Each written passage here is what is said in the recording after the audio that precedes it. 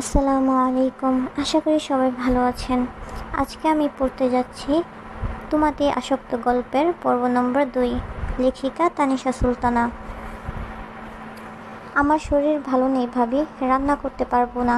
ক্লান্ত ভঙ্গিমায় সোফায় গা এলিয়ে দিয়ে বলেন আতিয়া বেগম। বেশ কয়েকদিন যাবৎ গা গুলোচ্ছে তার, মাছ মাংস খেতে পারছে না, মাথা ঘুরিয়ে বারবার বমি আসছে।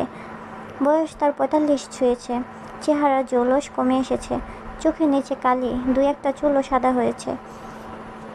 শ্বশুরের মৃত্যুর পরে তিনি স্বেচ্ছায় ভাসুরদের সাথে এক বাড়িতে থাকেন। দুটো ভাসুর খুবই স্নেহ করলেও তাদের বউ খুব একটা ভালো চোখে দেখেন না আতিয়া বেগমকে।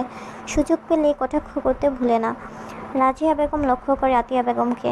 বলবে বলবে করেও বলা হয়নি, আজকে কপাল কুঁচকে বলেই ফেলে। কাল দেখলাম বমি করলে, মাছ খেতে পারলে না, ঘটনা কি?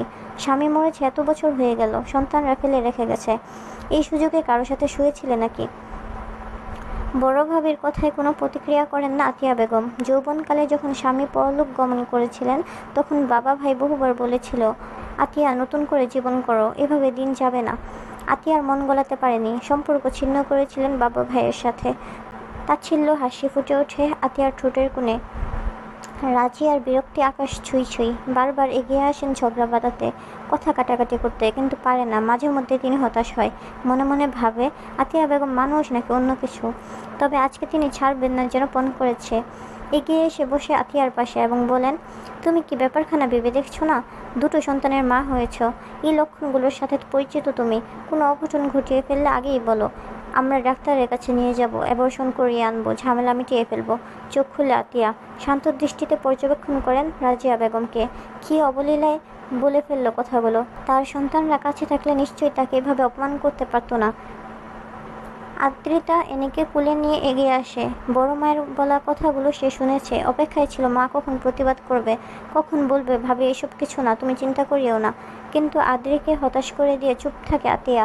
চোখ দুটো টলমল করে ওঠে। রাজিয়ার মুখোমুখি দাঁড়ায় এবং কাটকাটে গলায় বলে, বড় মা, আমার মাকে এমন কথা বলবেন না, তিনি ফুলের মতো পবিত্র। আপনার মন মানসিকতা পরিবর্তন করা দরকার। রাজিয়া দাঁড়িয়ে পড়ে, তেড়ে আসে আদ্রির দিকে, উচ্চস্বরে বলে, কে কেমন আমি জানি না, দুটো চোখে শব্দ দেখি, পাশের বাড়ির আফজালের ঘন ঘন বাড়িতে আসার কারণ বুঝি না আমি? নেহাত আমরা ভালো মানুষ, তাই চুপ করে থাকি। অ্যানি মেয়েও আওয়াজ তোলে, যেন সে বুঝতে পেরেছে মহিলাটি আদ্রিকে বকা দিচ্ছে।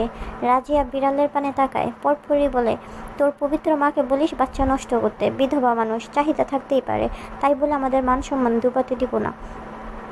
আর তুই বা কি বুঝবি, তুইও তো বিধবা। আতিয়া বেগমও দাঁড়িয়ে পড়ে, চোখ দুটো ছলছল করছে তার। এতক্ষণের এত কথা তার গায়ে না লাগালেও এবার কলিজায় লেগেছে। ধরে আসা গলায় মিনতি করে বলে, এমন কথা বলবেন না ভাবি, আদ্রিতা বিধবা নয়, ও কখনোই বিধবা হবে না। আদ্রি মুখ বাঁকিয়ে বলে, আপনার বোধ হয় স্মৃতিশক্তি হারিয়ে গিয়েছে, আপনি ভুলে গিয়েছেন আমার বিয়ে হয়নি।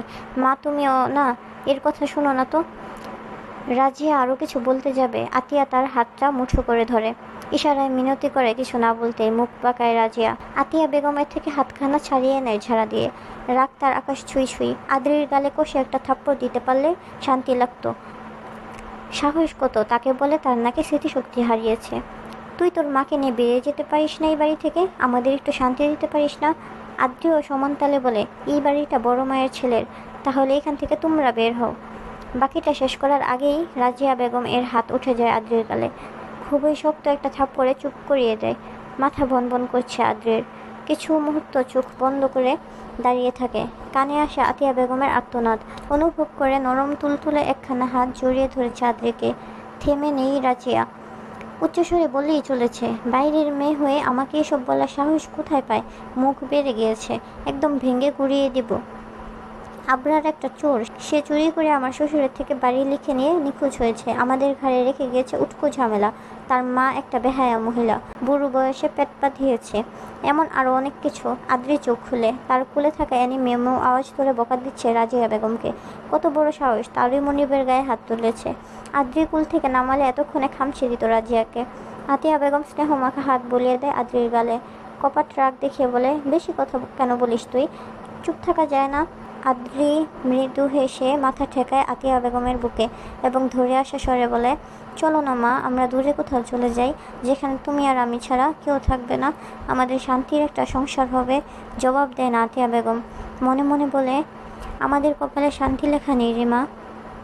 আমরা যে পুরা কপাল নিয়ে দুনিয়ায় এসেছি, আমার আবরার আমাদের দুঃখের সাগরে ভাসিয়ে দিয়েছে। সুইজারল্যান্ডের জুরিক শহর নির্জন এবং নিস্তব্ধ। বাংলাদেশের মতো যানজট, শব্দ দূষণ, কোলাহল এসবের অস্তিত্ব নেই। ভোরের আলো ফুটেছে বেশ কয়েক ঘন্টা আগেই। কর্মজীবী মানুষজন ছুটে চলেছে নিজ নিজ কর্মস্থলে। রোডের সাথে অবস্থিত ছোট বাড়িটিতে এখনও আলো জ্বলেনি। বাড়ির ভিতরটা অন্ধকারে ছেয়ে আছে, যেন সূর্যমামা এখনও ওঠেনি। বাড়ির মেন ফটক পেরোলেই নজরে পড়ে বিশাল ড্রয়িং রুম। বড় বড় চারখানা সোফা চারপাশে বসানো, মাঝখানে টি টেবিল। সেই টেবিলের উপরে অর্কিড ফুলের একখানা টব রাখা। বাম পাশে কিচেন এবং সোজাসুজি সিঁড়ি। সিঁড়ি বেয়ে উপরে উঠলেই নজরে পড়বে দুটো রুম। একটা রুমের সামনে বড় বড় অক্ষরে লেখা আবরা তাসনিন। অপর রুমখানা হতে হাই তুলতে তুলতে বের হয় সিয়াম। ঘুম তার এখনো পুরোপুরি কাটেনি, চোখ দুটো যেন লেগে আসছে। হাতে বড় একখানা ফোন, দৃষ্টি তার এখনো ফোনের স্ক্রিনে। ললাটে তিনটে ভাঁজ পড়েছে। মূলত ঘুম ছুটানোর উদ্দেশ্যে ফোনখানা হাতে তুলেছিল। ফেসবুকের নিউজ ফিড ঘাঁটতে ঘাঁটতে হঠাৎ নজরে আটকেছিল অ্যাড ফ্রেন্ডে থাকা একটা আইডির পানে। তখনই তড়িঘড়ি করে বিছানা ছেড়েছে সে। সিয়াম আবরারের কক্ষের দরজায় টোকা দেয়। দৃষ্টি পড়ে নেম প্লেটের ওপর। বিড়বিড় করে একবার নামখানা পড়ে নেয়, পরপরই মুখ পাকায়। শালা, তোর নাম আবরার, সেটা আমরা জানি, আমাদের জানাতে হবে না। পরপরই আবারও টোকা দেয়। ভেতর হতে কোনো সাড়া শব্দ পাওয়া যায় না। বিরক্ত হয় সিয়াম, দরজা ছেড়ে ভিতরে ঢুকে পড়ে। ডান পাশে থাকা সুইচ বোর্ডের বাটন চেপে রুমটা আলোকিত করে। কোমর অবধি কম্বল জড়িয়ে ঘুমিয়ে আছে আবরার। বড় বড় চুলগুলো এলোমেলো, দুই হাত উপরের দিকে দিয়েছে। ফর্সা বুকের কালো কয়লার ঠিক উপরে সাদা রঙের ব্যান্ডেজ জড়ানো। নাভির বাম পাশেও ওয়ান টাইম ব্যান্ডেজ। কপালে রক্ত শুকিয়ে টান টান হয়ে আছে। সিয়াম এগিয়ে যায়, আবরারের শরীর হতে কম্বল টান মেরে নিয়ে নেয়। হাত বাড়িয়ে কাটা জায়গাগুলো ছুঁয়ে দেয় আলতো করে। পরপরই বলে, আবরার ব্রো, না ছাড়াও তোর আরও কোনো বোন আছে? আগে তো বলিসনি। কি কিউট রে তোর বোন, আন্টির সাথে পিকচার আপলোড করেছে ফেসবুকে। আবরার চোখ খুলে তাকায় সিয়ামের পানে, বা ব্রোটা উঁচু করে। ব্যাস, সিয়াম বুঝতে পারে। কথা বলতে কি প্রবলেম তোর? সবসময় এমন ইশারা কেন করিস? মাঝে মধ্যে মনে হয় আমি তোর বউ বাচ্চাদের নিয়ে সময় কাটাচ্ছি। তোর জোর রোমাঞ্চ পেয়েছে তাই ইশারায় ডাকছিস কাছে যেতে। সিঙ্গেল লাইফে এমন ইশারা কতটা যন্ত্রণাদায়ক বুঝিস তুই? আবরার ধীরে সুস্থে উঠে বসে, বা হাতে চুলগুলো পিছনে ঠেলে হামি তোলে। দেয়ালে টাঙ্গানো ঘড়ির পানে নজর বুলিয়ে সময় দেখে নেয়। পরপর গম্ভীর স্বরে বলে, stop the drama and tell me what happen. Siam ধপ করে বসে পড়ে আবরারের পাশে। ফোনখানা এগিয়ে দেয়। সেখানে স্পষ্ট দেখা যাচ্ছে আতিয়া বেগমের কাঁধে মাথা রেখে দূরে অবস্থিত সাগর দেখাচ্ছে একটা মেয়ে। নীল রঙের টপস এবং কালো জিন্স পরনে তার। গলায় ঝুলছে নীল রঙের ওড়না। লম্বা চুলগুলো হাঁটু ছাড়িয়ে গিয়েছে। আবরারের চোখ আটকায় ক্যাপশনে। সেখানে লেখা রয়েছে, আই উইশ আমার জীবনে একজন সুপারহিরো আসতো, আমাকে আর আমার মাকে নিয়ে চলে যেত অনেক দূরে, যেখানে সবাই আমাদের ভালোবাসত এবং সম্মান করত। সিয়ামের ফোনখানা শূন্যে ছুঁড়ে মারে আবরার। রুম ছাড়িয়ে বেলকনি পেরিয়ে তার স্থান হয় বাগানে। ইতিমধ্যেই চোয়াল শক্ত করে ফেলেছে। লাল লাল আঁখি দুটোয় যেন আগুন ঝরছে। স্তব্ধ সিয়াম খানিকক্ষণ তাকিয়ে থাকে আবরারের মুখ পানে। পরপরই কাঁদো কাঁদো স্বরে বলে, আমার ফোন তোর কী ক্ষতি করেছিল ভাই? 5 দিন হলো ফোনটা কিনেছিলাম। ফুস করে শ্বাস টানে আবরার। চোখ বন্ধ করে কিছু একটা চিন্তা করে। তারপর খাটের পাশে থাকা টি টেবিলের উপরে থাকা চার্জার হতে ফোন তুলে ব্যস্ত ভঙ্গিমায় কিছু করতে করতে সিয়ামকে আদেশের সুরে বলে, 2টো টিকেটের ব্যবস্থা কর ইমিডিয়েটলি। ফোনের সুখ ভুলে চিন্তিত হয়ে পড়ে সিয়াম। পরপরই ঠোঁটের কোণে হাসি ফুটে ওঠে। বাই এনি চান্স আবরার কি তার জন্যই মেয়েটিকে এখানে আনার ব্যবস্থা করছে? তোর বোনকে এখানে আনবি? আগেই বলে রাখছি, তাকে কিন্তু আমি বিয়ে করব, প্রেম টেম করবো না। আবরার তাকায় সিয়ামের পানে। মুহূর্তেই সিয়াম এক দৌড়ে বেরিয়ে যায় রুম থেকে। প্রথমে বাগানে যেতে হবে, ফোনখানা আস্ত থাকলেই হলো। আবরার বিড়বিড় করে আওড়ায়, আই উইল কিল হার।